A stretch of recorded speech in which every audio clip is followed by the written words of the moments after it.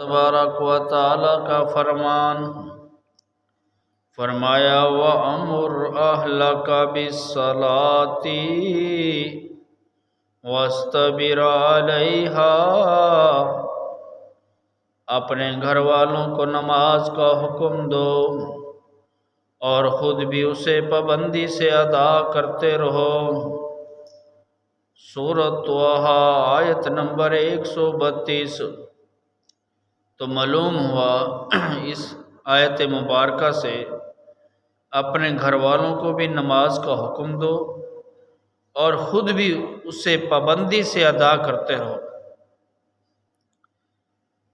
اور تیسرا رکن زکوٰۃ ادا کرنا، اس کی دلیل اللہ تبارک و تعالی کا فرمان فرمایا وَأَقِیمُوا الصَّلَاةَ وَآتُوا الزَّکَاةَ وَارْکَعُوا مَعَ الرَّاکعِینَ۔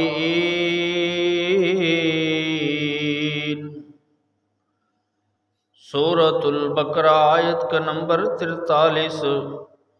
فرمایا نماز پڑھتے رہو، زکوٰۃ دو، رکوع کرنے والوں کے ساتھ رکوع کرو۔ اب یہاں جماعت کی فرضیت ہے کہ نماز بھی پڑھو، زکوٰۃ بھی دو، رکوع کرو رکوع کرنے والوں کے ساتھ۔ اور چوتھا رکن جو بچوں کو سکھایا جائے کہ وہ رمضان کے روزے رکھیں، اس کی دلیل اللہ تبارک و تعالی کا فرمان فرمایا یا ایھا الذین آمنوا کتب علیکم الصیام کما کتب علی الذین من قبلکم لعلکم تتقون۔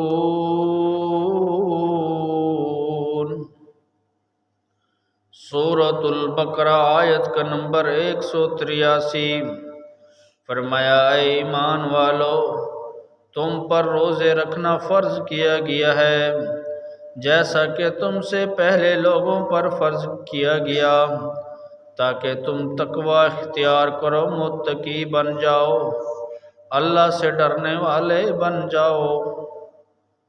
اسی طرح یہ بھی بچوں کو سکھایا جائے کہ بیت اللہ کا حج کرنا یہ 5واں رکن ہے اسلام کا، اور اس کی دلیل اللہ تبارک و تعالی کا فرمان فرمایا وَلِلَّهِ عَلَى النَّاسِ حِجُّ الْبَيْتِ مَنِ اسْتَطَاعَ إِلَيْهِ سَبِیلًا۔ سورۃ آل عمران آیت نمبر 57۔ فرمایا اللہ تعالیٰ نے ان لوگوں پر اس گھر کا حج فرض کر دیا گیا ہے جو اس کی طرف جانے کے استطاعت رکھتے ہیں، یعنی جو لوگ طاقت رکھتے ہیں، صاحب مال ہیں، صاحب حیثیت کے مالک ہیں، ان پر حج فرض کر دیا گیا ہے اللہ کی طرف سے۔ یہ قرآن کا فیصلہ ہے، لہٰذا بچوں کو یہ یاد کرایا جائے۔ یہ رکن 5واں رکن، چوتھا رکن، تیسرا رکن، دوسرا رکن، پہلا رکن۔ اور اسی طرح بچوں کو بتایا جائے کہ ایمان کیا ہے۔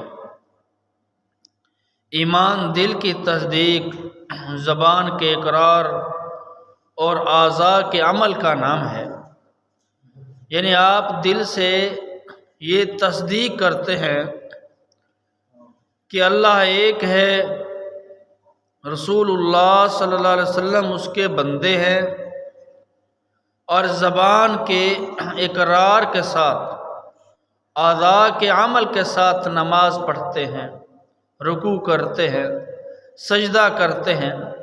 یہ اعضاء کا عمل ہے، زبان کو ہلاتے ہیں اللہ کے ذکر کے لیے، یہ اعضاء کا عمل ہے، ان کو اعضاء کہتے ہیں۔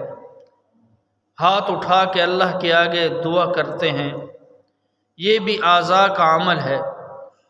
صفا مروہ کے لیے سعی کرتے ہیں، طواف کرتے ہیں، یہ بھی اعضاء کا عمل ہے۔ جہاد کرتے ہیں، اپنے آپ کو پیش کر دیتے ہیں دین اسلام کے لیے، یہ بھی اعضاء کا عمل ہے۔ صرف زبان سے جہاد کہنے سے تو جہاد نہیں ہوتا، ہمیشہ اعضاء کا بھی عمل اس میں شامل ہو۔ اور اس کے ارکان کے بارے میں بھی بچوں کو آگاہ کیا جائے کہ اسلام کے چند ارکان ہیں، اور بتایا جائے جن کے متعلق نبی علیہ السلام نے وضاحت کی ہے۔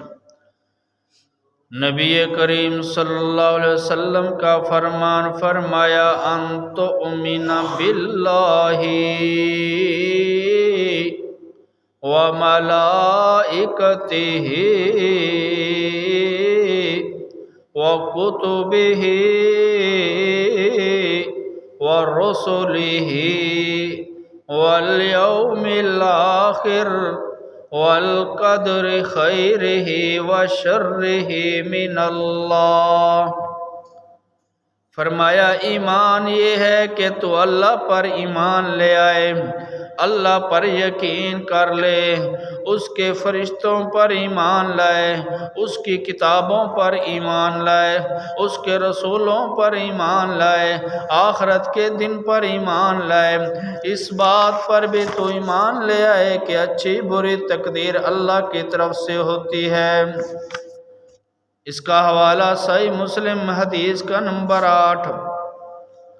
ایمان سے مراد کہ اللہ پر یقین کر لو، ان کے فرشتوں پر یقین کرو، آسمان سے اتاری ہوئی 4 کتابوں پر یقین کرو، اللہ نے جو رسول بھیجے ہیں ان پر یقین کرو، آخرت کا دن پر یقین ہو کہ مرنے کے بعد حساب کتاب ہونا ہے، مرنے کے بعد پوچھا جائے گا، مرنے کے بعد اللہ عدالت لگائیں گے، اور وہاں اچھے برے انسان کے لیے انصاف کیا جائے گا، حق والوں کو حق ملے گا، جنہوں نے حق چھینا ان کو سزا ملے گی۔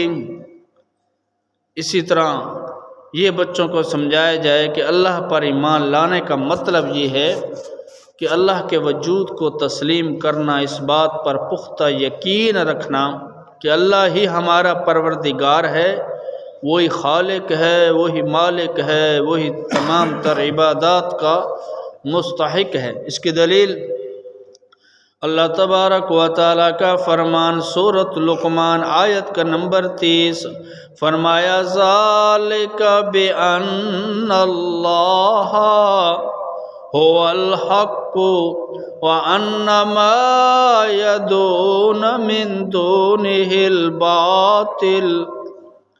یہ نشانیاں اس لیے ہیں کہ تاکہ تم جان لو کہ اللہ تعالیٰ ہی برحق ہے،